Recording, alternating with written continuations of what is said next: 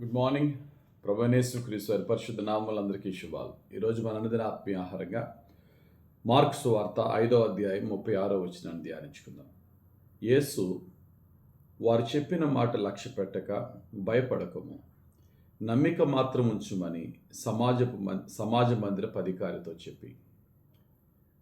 చదవబడిన వాక్యంలో చూస్తే యేసుక్రీస్తు ప్రభు అనేక మంది జన సమూహముతో పాటు వెళ్తున్నప్పుడు ఒక సమాజ మందిరపు అధికారి తన కుమార్తె చాలా భయంకరమైన అనారోగ్యంతో ఉంది, అయ్యా నువ్వు కొంచెం త్వరగా వస్తే నా కూతురు స్వస్థత పొందుకుంటుంది అని యేసు ప్రభుని రిక్వెస్ట్ చేసినప్పుడు యేసు ప్రభు బయలుదేరతాడు.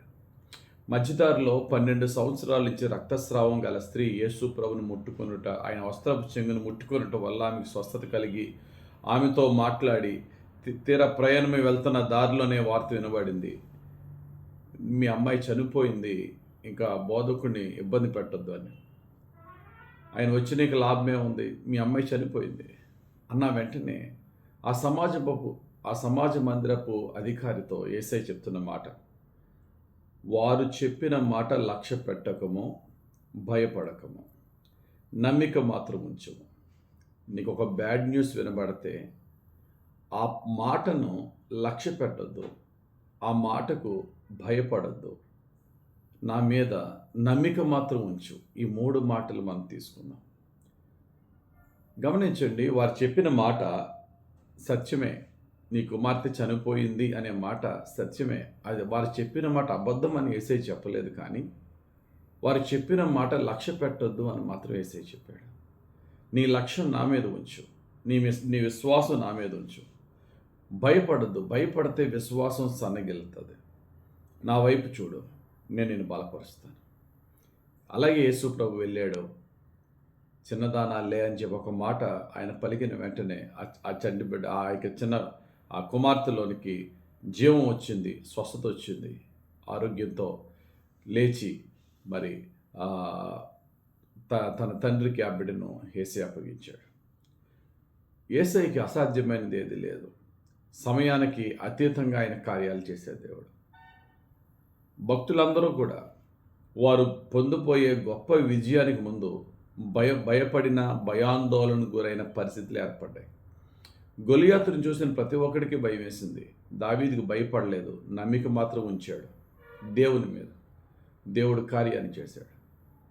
పేతురు యేసు ప్రభు పట్ల విశ్వాసం కలిగి ఉన్నాడు, కానీ నీళ్ళ మీద నడుస్తున్న సమయంలో నీళ్ళ వైపు చూసి భయపడ్డాడు. విశ్వాసం సన్నగిలింది, పోయాడు. మునిగిపోతున్న సమయంలో యేసయ్య చేయి చాపి పేతురుని పైకి లేపాడు. మనం దేనికన్నా భయపడితే విశ్వాసం సన్నగిలుతుంది. విశ్వాసం సన్నగిలితే దేవుని కార్యం మనము పొందుకోలేము.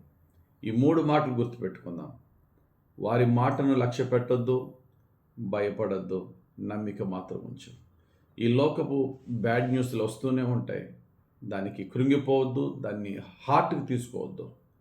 హార్ట్లో ఫేత్కి మాత్రమే, విశ్వాసానికి మాత్రమే చోటు ఉంచాలి. అప్పుడు దేవుడు మన జీవితంలో ఈవెన్ బ్యాడ్ న్యూస్ వచ్చినా దాన్ని గుడ్ న్యూస్గా మార్చగలడు.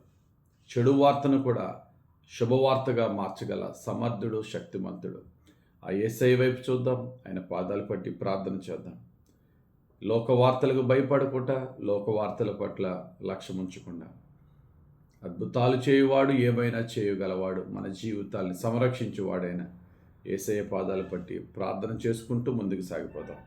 యేసయ్య ఆయన కృపలో ప్రతి కీడును మేలుగా మార్చి మనల్ని రక్షించి, క్షమించి, కాపాడి దీవించునుగా. ఆమేన్. ప్రార్థన చేసుకుందాం. మంచి దేవా, నీకు స్తోత్రాలు. సమాజపు మందిర అధికారికి చెడు వార్త వచ్చినా ఆ చెడు వార్తను లక్ష్య పెట్టద్దు, భయపడద్దు, నమ్మిక మాత్రం ఉంచన్నాం.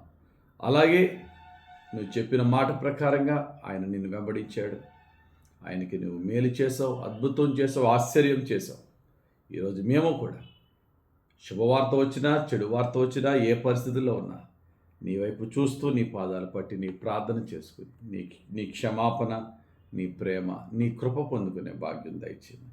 మమ్మల్ని శోధల నుంచి రక్షించి కీడు నుండి కాపాడండి. దయతో మమ్మల్ని క్షమించి ప్రతి కీడు నుండి మమ్మల్ని రక్షించమని యేసుక్రీస్తు వారి పరిశుద్ధ నామంలో ప్రార్థించి వేడుకొంచున్నాం తండ్రి. ఆమేన్. మన తండ్రి అయిన యెహోవా దేవుని ప్రేమ, రక్షకుడైన యేసుక్రీస్తు ప్రభు కృప, ఆదరించి పరిశుద్ధ ఆత్మదేవుని అభిషేకం హెచ్చుగా మనపై దిగి వచ్చి కృపతో మనల్ని రక్షించి కాపాడి దీవించును గాక. Amen, amen, amen. God bless you. యేసే మనందరితో ఉండును గాక. ఆమెన్.